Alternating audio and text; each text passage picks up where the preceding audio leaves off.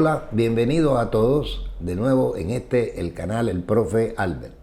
Tal y como habíamos anunciado en el reel que se publicó semanas atrás, reiniciamos nuestras actividades y hemos decidido utilizar una de las innumerables sugerencias que nos dieron los espectadores de este canal.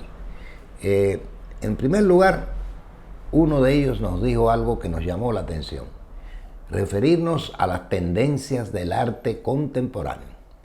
Para ello tendremos que hacer un breve repaso de las características que tiene el arte moderno y luego hablar de contemporaneidad. Modernidad, contemporaneidad. Dos conceptos que siguen siendo de litigio, de debate, de polémica. ¿Por qué? Porque no se puede precisar con exactitud cuándo comienza una época y termina la otra, o comienza la otra. En ese sentido, estamos siempre bajo determinadas convenciones y criterios propios para poder definir qué es una cosa y qué es la otra. La modernidad precisamente comienza allí donde se plantean diferentes perspectivas para definirla. Primera, la perspectiva de carácter histórico, económico, político. Y eso nos hace remontar la modernidad a los tiempos del Renacimiento, a los siglos XIV y XVI, que es cuando surge en Italia primero y luego se expande por toda Europa el modo capitalista de producción.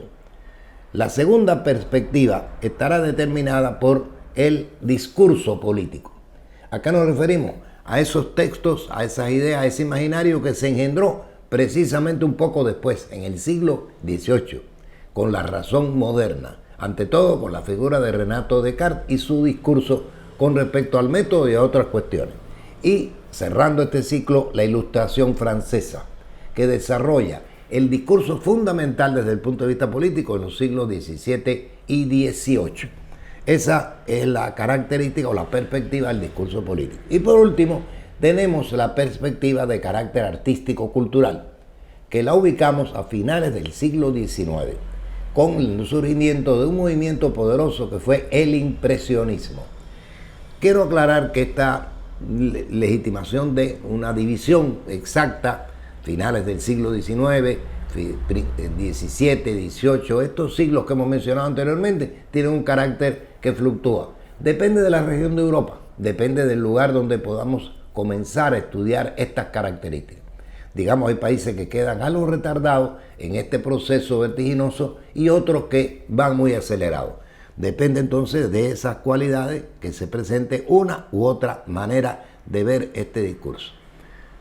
Entonces, si estas son las perspectivas, pudiéramos decir que la modernidad en el arte, lo que llamamos arte moderno, está caracterizado por varias consideraciones. En primer lugar, fue el rechazo rotundo a las formas tradicionales del arte precedente, a las formas que había empleado el Renacimiento, en la pintura, en la arquitectura, en la escultura. Esa fue una de las principales razones de la modernidad.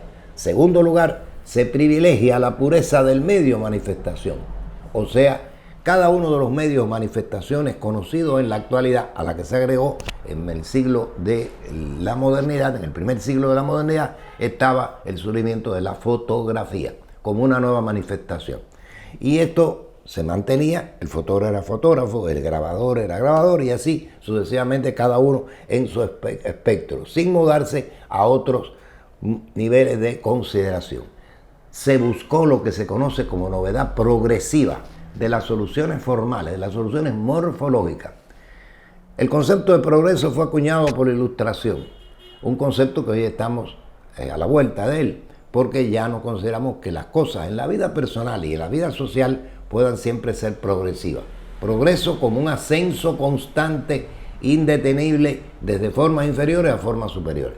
Esta novedad progresiva de esas soluciones se expresa en esa pugna que existió entre las diferentes manifestaciones de vanguardia en este periodo, que cada una de ellas legitimaba el ser la más avanzada con respecto a las soluciones en el plano formal. También se evitó el protagonismo de lo espacial y lo temporal. Más adelante, lo espacial y lo temporal ocuparán un lugar predominante en el arte. Sin embargo, en este momento, la estructura formal de la obra no tenía protagonismo en el plano de lo espacial y lo temporal. Y otra de las características fundamentales de esta modernidad fue la legitimación de la autonomía de la obra artística. Durante mucho tiempo la obra artística dependía de otros discursos ajenos al arte, extraartísticos, y sobre todo dependía de temas que estaban dictados por otros poderes existentes alrededor de la creación artística. Poder político, poder religioso, etcétera, criterios sociales que estaban acuñados en ese periodo histórico. Sin embargo, a partir de la modernidad, los autores hicieron lo que estimaron conveniente. Fueron expresiones de su propio modo de vida, de su propia manera de ver el mundo, de su propio imaginario, sin estar dependiendo del dictado de otros discursos ajenos a la obra artística. Estas fueron las cualidades o características propias de esta solución que dio la modernidad en el arte. ¿Sí? Hubo una dialéctica de confrontación en este momento entre la ideología que era artísticamente hegemónica y que desplegaba lo que conocemos como la institución arte y las nuevas variantes, las nuevas alternativas que planteaba cada uno de los discursos enunciados por los diferentes grupos vanguardistas. En realidad no se puede hablar de una vanguardia en singular, en sentido genérico. Las vanguardias son más bien momentos históricos, de acuerdo a la poética, a la práctica, el lenguaje, incluso al silencio artístico que asumen el papel de manera alternativa para presentarse en esta dialéctica que hemos mencionado. En realidad lo que ocurre es que existen diferentes tipos, una enorme diversidad en lo ideológico y lo formal, que se manifiestan en cada una de las vanguardias y se subordinan a discursos históricos culturales determinados. Hay también que reconocer la capacidad de cada una de las propuestas y la hermenéutica de su recepción, la manera con que los receptores interpretaron las propuestas de cada uno de estos autores y de cada uno de estos grupos. Los rasgos diferenciales entre una y otras vanguardias históricas se manifiestan a través de su posición en la revolución que se hizo de los lenguajes plásticos. Esto es significativo porque se interrumpía abruptamente el proceso de comunicación y expresión figurativa que se había establecido y edificado a partir del Renacimiento. O sea que se rompía con toda una larga historia en que quedaban legitimados toda una serie de maneras de hacer obra artística. La construcción de cada uno de estos lenguajes se verifica en el marco de radicales transformaciones de sus presupuestos teóricos como tal. Por eso tienen un valor importante en este periodo vanguardista moderno los manifiestos, textos que escribían o bien los propios artistas o algunos de sus amistades cercanas que podían tener facilidad para hacerlo, donde se exponía, se verbalizaba la programática de cada uno de estos movimientos que iban surgiendo. Eso resulta algo interesante. Nunca antes se habían producido manifiestos en las artes visuales. Las vanguardias demostraron actuar a través de la realidad tangible de lenguajes visuales nuevos, la fundamentación de un marco teórico legitimador de estos lenguajes y esos objetos, y en la legitimación característica del hecho artístico, y la propia naturaleza de la praxis artística. Por vez primera se crearon grupos artísticos. Normalmente el artista visual ha trabajado independiente. Sin embargo, en este periodo de la modernidad empezaron a crearse colectivos, grupos que generaron toda una serie de propuestas más o menos en sintonía los unos con los otros. Y esto resulta algo novedoso desde el punto de vista de la historia del arte. El movimiento artístico moderno prevaleció en la primera mitad del siglo XX. Sin embargo, se registraron también, nada es puro en la historia, movimientos antimodernos y otros proyectos que, como en el caso de Marcel Duchamp o el caso de la Bauhaus, o incluso algunas de las obras presentadas posteriormente por el expresionismo, pues desbordaron la modernidad, o sea, anticiparon lo que venía después. Eso nos lleva a reconocer que algo ocurrió después de la Segunda Guerra Mundial, aproximadamente. Dijimos siglo XX y sin embargo la guerra concluye en el año 45, todavía estaba en proceso de elevación, el último, los movimientos de gran potencia, que fue el expresionismo abstracto norteamericano. Pero hay como un hiato, una especie de vacío, de ruptura, producto del final de la guerra.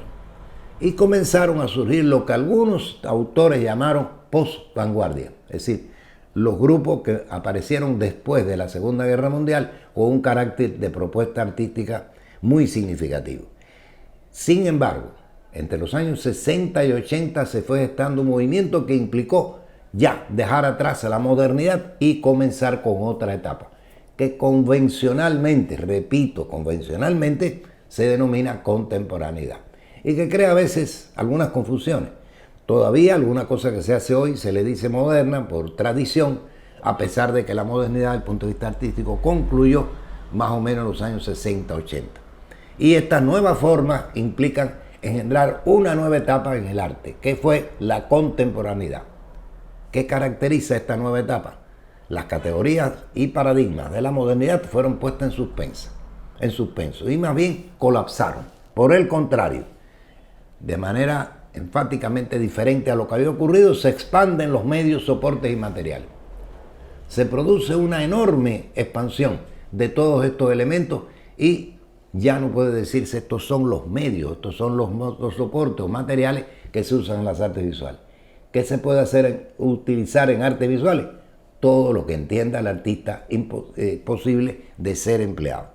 La contaminación de las artes particulares. Si antes hablábamos de pureza de medio, ahora estamos hablando de impureza de medio. Y es otra de las características de esta contemporaneidad. Otro tercer problema es el protagonismo de lo espacial y lo temporal en la propuesta artística. Ya habíamos dicho de que todavía en la modernidad el espacio y el tiempo no eran factores fundamentales en la creación artística. Ahora resultan ser fundamentales y son empleados cada vez más. Importa qué espacio ocupa y dónde y en qué espacio se ubica una obra de arte. ¿Qué tiempo va a durar? No es lo mismo la recepción de una pintura, por ejemplo, que está en un museo, una galería, y que yo decido qué tiempo voy a dedicarme a observarla, a una obra artística que exige estar, digamos, 20 minutos, media hora, una hora, más todavía. Las acciones corporales que van a aparecer muy fuertemente en este periodo actual, pues van a exigir de una temporalidad mayor. Se ha renunciado ya a eso que es la originalidad. Ya prácticamente nadie se le ocurre decir o acudir a la idea de que mi obra es original, porque sabemos, en primer lugar, después del célebre debate que tuvieron en su momento, por un lado Roland Barthes y por otro lado Michel Foucault, de que ha muerto el autor. El autor de una obra es una persona que, sí, de manera individual, original, entre comillas, utiliza todos los elementos que han sido desplegados en el anterior proceso de la creación artística. Más bien, hoy estamos exaltando el papel que tiene las referencias, los antecedentes, los vínculos, los diálogos que se producen en una obra con respecto a todo lo hecho anteriormente. En penúltimo lugar está el desenfado en el diálogo intertextual. Hoy prácticamente todas las obras tienen que ver también no solamente con sus precedentes en el campo de las artes visuales, sino también con la literatura, con el cine y con otras manifestaciones de la creación humana. Igualmente se ha aperturado una diversidad cultural. Era difícil ver en una exposición internacional la presencia de autores procedentes de continentes como Asia o como África o incluso América Latina. Hoy hay una enorme diversidad en el plano cultural. Racial. La diversidad racial se pone manifiesto en la presencia cada vez más nutrida de artistas provenientes de continentes o de etnias culturales que no eran reconocidas anteriormente. En el plano sexual y de género, igualmente se ha aperturado toda una serie de temáticas que eran tabúes en las épocas precedentes. El sexo, el género, pues constituyen hoy elementos que están presentes en la obra artística, tanto por su creador como por el tipo de tema que desarrolla la obra en cuestión. Y por último, la exigencia de una recepción activa. La pintura, la escultura tradicionalmente eran obras que exigían contemplación. La pasividad solamente rota por el hecho de que en el cerebro, en la cabeza de cada uno de los receptores estaban produciéndose diálogos de una u otra manera, era simplemente eso, contemplar. Hoy se ha impuesto la idea de que la obra hay que ponerla en acción. Bien porque se emita algún tipo de mensaje o de acción correspondiente, física, psicológica, mental, etcétera, emocional, para que la obra actúe, para que la obra se realice. Y eso es otra de las cualidades. En el mundo contemporáneo del arte igualmente se ha producido una expansión y pluralismo de las prácticas artísticas, como acabamos de ver. Pero no solo eso, sino que se ha expandido la diversidad en el espectro teórico artístico. Antes había siempre el reconocimiento a una figura teórica que respaldaba el discurso de los distintos actores del mundo del arte. Hoy, por el contrario, se interpreta de que esa diversidad es muestra de la diversidad en las propias prácticas artísticas. Y diferentes autores opinan y legitiman determinadas ideas con respecto a este y otro movimiento o producción artística. Y esa diversidad es tomada muy en cuenta en el mundo contemporáneo. Y por último, la complejidad de los mecanismos de difusión y consumo del producto artístico. Estuvimos durante muchos años acostumbrados, incluso en los tiempos de la vanguardia, a que los artistas reclamaran una exposición en tal o cual museo o galería, que eran además los únicos espacios que se consideraba lógico para la distribución y la difusión de la obra artística. Hoy por hoy, las exposiciones pueden realizarse en cualquier sitio, de cualquier manera, incluso en el espacio público. Eso ha permitido que los mecanismos de difusión se amplíen. Antes, la obra era normalmente, en el periodo premoderno, colegiada con los posibles receptores o compradores de la obra. La iglesia determinaba figuras con poder económico, financiero, etcétera, etcétera. Obedecían a los dictados de ese mercado restringido. Hoy, sin embargo, la obra puede mostrarse en diferentes espacios. Por ejemplo, la aparición de estas llamadas ferias del arte en diferentes lugares del mundo, que constituyen medios a través de los cuales se produce la venta de la obra artística. Igualmente, el consumo puede realizarse a través hoy de las redes sociales, lo cual amplía extraordinariamente las posibilidades de diálogo con esas obras y su posibilidad de comprarse, de adquirirse por parte de tales o más cuales compradores. Llegado a este punto, podemos hablar de cuáles son las tendencias contemporáneas. Vuelvo a sugerir que estas definiciones pueden estar sujetas a los límites del momento histórico e igualmente a los autores que han estudiado estas características. Ya no existen movimientos propiamente dichos. Ya no existen grupos que se constituyen con la finalidad de producir una determinada tendencia o idea dentro de la producción del arte. Cada cual hace lo que estima conveniente y desde su lugar pues se realizan tales o más cuales obras. Más bien son los comisarios, los teóricos del arte, quienes se encargan de inducir la cohesión de algunos artistas que se desenvuelven en uno u otro campo y engendran su muestra, su exposición, algunos la han llamado muestras o exposiciones manifiestos, con las cuales presentan una nueva cara, una nueva manera de hacer y de ver el arte. En ese sentido, los teóricos han desarrollado diferentes criterios respecto a las tendencias que se observan en la contemporaneidad. ¿Cuáles son estas? Primera, el objeto cotidiano. Se trata de una especie de relectura de aquello que fue el ready-made, el gran aporte de Marcel Duchamp a la obra artística. El ready-made, el objet trouvé o la idea reçue, que son simplemente formas de volver a utilizar objetos de la realidad. Pero si en el caso de Duchamp lo empleaba de manera individual, un determinado objeto situado en el pedestal de la galería, en la pared del museo, ahora se trata de la utilización de estos objetos diversos del mundo cotidiano dentro de la obra de arte. Bien constituyen la parte esencial de la misma o bien un complemento de cada una de estas manifestaciones. Está la otra tendencia, el arte, la cultura popular y de masas. La cultura popular siempre ha estado presente de una u otra manera en cualquier obra de arte. Siempre los artistas han buscado en su medio, en su ambiente, determinadas cuestiones que puedan ser interesantes.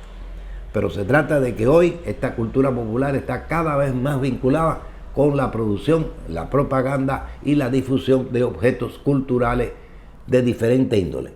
Esa cultura popular que una vez reivindicó Andy Warhol es utilizada hoy como otro elemento fundamental.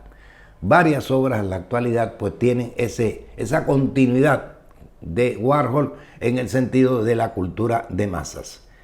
Esa es la segunda tendencia. La tercera está determinada por la manera en que han evolucionado la abstracción y la figuración, que estuvieron presentes desde la modernidad como dos maneras de ejecutar una obra artística. Hoy, sin embargo, los mecanismos convencionales de representación se han disuelto, se han desmantelado.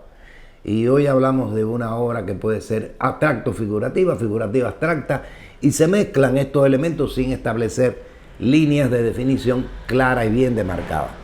Se han expandido, se han perdido las fronteras, se han roto las convenciones establecidas anteriormente respecto a eso. Y una muestra de ello es la aparición de este interesante movimiento del llamado dibujo expandido, otra de las tendencias del arte contemporáneo. El dibujo tradicional se ejecutaba simplemente sobre un papel, un lienzo, una cartulina y la utilización de un lápiz o de un bolígrafo. Simplemente era algo que quedaba como una huella y que normalmente le servía a los artistas como un paso previo a la realización de su obra, como un esquema, como un boceto de lo que la obra iba a ser. Hoy, por el contrario, desde los tiempos del señor Pablo Picasso, se expandió la idea del dibujo no solamente como un paso previo, sino quizá como una manera de observar el proceso de elaboración de la obra de arte. Hoy se ha completado ese ciclo y se habla de un dibujo que utiliza otros medios que no sean el lápiz, el bolígrafo y el papel o la superficie plana, sino por el contrario puede utilizar cualquier tipo de material para ejecutar en el espacio la figura, el objeto, la forma que quiero mostrar de una u otra manera. El dibujo expandido constituye una de las tendencias más elocuentes del arte contemporáneo. Igualmente, con motivo de toda una serie de problemas históricos, sociales, políticos, familiares, etc., se han desarrollado las maneras de hacer narrativa, de utilizar el tiempo en la obra de arte, y eso ha derivado en la creación de eso que se denomina archivo.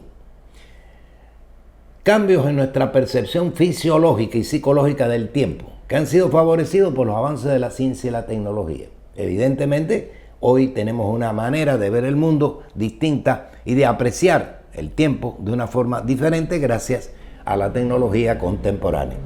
Hay estrategias no lineales para narrar historias, lo que se ha dado a conocer como rizomáticas, es decir, formas que no simplemente suceden o maneras de expresar artísticamente algo de una forma lineal, sino por el contrario, de acuerdo a esta expresión rizoma que tiene que ver con cómo se desenvuelve o cómo se desarrolla, cómo se despliega el tubérculo, la yuca, por ejemplo. Y se desenvuelve de una manera muy anárquica, muy impredecible, y entonces las estrategias de no linealidad pues siguen estos azarosos búsquedas de narración que no tienen que ver con lo que utilizamos en el pasado. Igualmente han cobrado fuerza los lugares de la memoria y los problemas derivados de la llamada construcción de la subjetividad. Eso pone en primer plano lo que llamamos archivos, que no son simplemente lugares de recuerdo, sino el examen de estos lugares de recuerdo para cuestionarnos determinadas situaciones que nos rodean, determinados problemas que han ocurrido, que han dejado una huella en nuestra individualidad o en el grupo social en el que nos movemos. Las obras de archivo, que utilizan además la narrativa y el tiempo, son también otra tendencia de la contemporaneidad. También está la utilización, que ya adelantábamos, de los nuevos medios. Hay inquietudes que generan los progresos tecnológicos, científicos, tanto positivos como negativos. Y hay una utilización cada vez más creciente de nuevas tecnologías. No hubiéramos podido ni imaginar que en los tiempos de la vanguardia, con su vertiginoso desarrollo, algunos artistas utilizaran instrumentos de carácter tecnológico bien sofisticados, en el orden de la electrónica, en el orden de diferentes manifestaciones tecnológicas. Y esto abre una nueva forma de producir arte. Los nuevos medios posibilitan incluso salir, escapar del espacio de la galería y expandirse hacia otra frontera diferente. Y tenemos entonces otro elemento interesante, que se desenvolvió desde finales de la modernidad y sigue estando presente en nuestros días. La utilización de un material que había sido ignorado tradicionalmente, el cuerpo humano, que se convirtió en un sujeto y medio del arte. Y eso resulta interesante, la utilización inicial del arte corporal, que luego se expandió en términos de los llamados performance, con la utilización del cuerpo del artista y de otros individuos que pueden ser invitados o de los propios espectadores para, a través del cuerpo, manifestar o expresar determinados sentimientos, estado de ánimo o narrativa especial.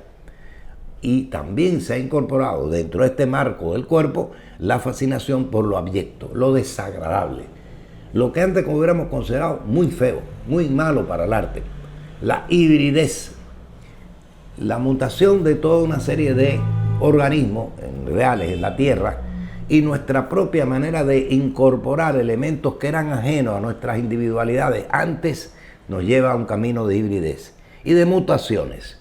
Por eso se ha denominado esto generalmente como el cuerpo roto, el cuerpo que está deforme, el cuerpo que está maltratado, de alguna manera quebrado con tantas acciones que podemos hacer alrededor de él. Y esto, que hubiera sido algo infame para el arte anterior, pues ahora constituye una de las manifestaciones fundamentales. Evidentemente, en el mundo contemporáneo se dan dos procesos que pugnan entre sí.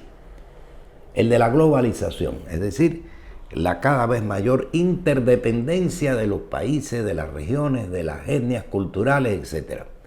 Lo cual no ha significado, como algunos habían presagiado, la pérdida de la identidad, todo lo contrario. Hay obras artísticas que reclaman el problema identitario, que reclaman la validez de las formas peculiares, tradicionales de utilización artística en un país, en una región o en una etnia cultural. Sin embargo, también se imponen algunas que hibridan y mezclan y nos indican ese triunfo de la multiculturalidad con respecto a la universalidad moderna.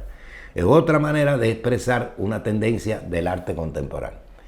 Y por último, queremos señalar que se ha establecido, de acuerdo a un criterio muy interesante, la relación del arte con el público.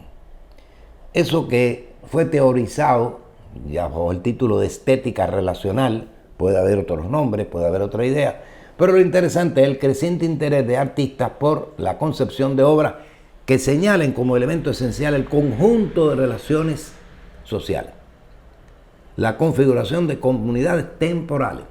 De ahí se habla del espacio especial de vida de cada uno de los seres humanos y de los no espacios, de los espacios que pueden ser temporales, simplemente efímeros, porque nuestra pertenencia a él está dictada por un tiempo suficientemente breve. Y también para la utilización o organización de actividades comunitarias que hay de un desborde grande de la obra artística, como la construcción de vivienda, la creación de condiciones necesarias para interacción social entre desconocidos, etcétera, etcétera. Esta resulta otra de las importantes tendencias del arte contemporáneo. Hemos desarrollado un breve panorama que desarrollaremos más adelante acerca de las tendencias del arte contemporáneo. Cada una de ellas merece un esfuerzo especial para analizar sus características, sus potencialidades y sobre todo ver algunos ejemplos ilustrativos y algunos autores.